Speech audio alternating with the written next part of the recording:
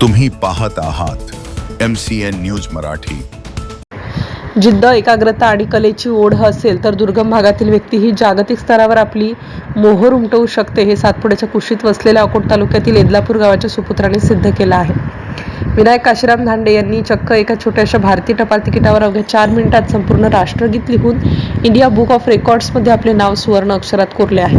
येदलापूर या छोट्याशा गावातील विनायक धांडे यांनी प्रस्थापित केलेला हा विक्रम थक्क करणारा आहे। त्यांनी 2x5 सेमी आकारमान असलेल्या भारतीय टपाल तिकिटाच्या मागील बाजूच्या कोऱ्या जागेवर संपूर्ण राष्ट्रगीत लिहिलं आहे। यातील प्रत्येक अक्षराची उंची केवळ 1 मिलीमीटर इतकी सूक्ष्म आहे। डोळ्यांनाही सहज न दिसणारे हे लेखन त्यांनी कोणत्याही भिंगाचा वापर न करता केवळ एका साध्या काळ्या बॉलपेनने पूर्ण केले आहे। हा केवळ सूक्ष्म लेखनाचाच विक्रम नसून तो वेळेचाही विक्रम आहे। टपाल तिकिटाच्या मर्यादित जागेत राष्ट्रगीताच्या सर्व ओळी अत्यंत सुबकपणे लिहिण्यासाठी त्यांना केवळ 4 मिनिटे 50 सेकंद इतकाच वेळ लागला। त्यांच्या या अफाट कौशल्याची दखल घेत इंडिया बुक ऑफ रेकॉर्ड्सने त्यांना अधिकृत प्रमाणपत्र आणि पदकाने सन्मानित केले आहे।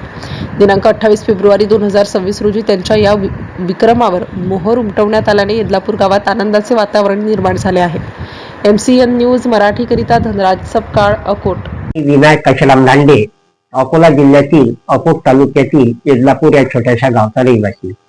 गेली 30 ते 40 वर्षापासून आपण सुंदर आणि सूक्ष्म लेखनाचा ध्यास घेतला होता।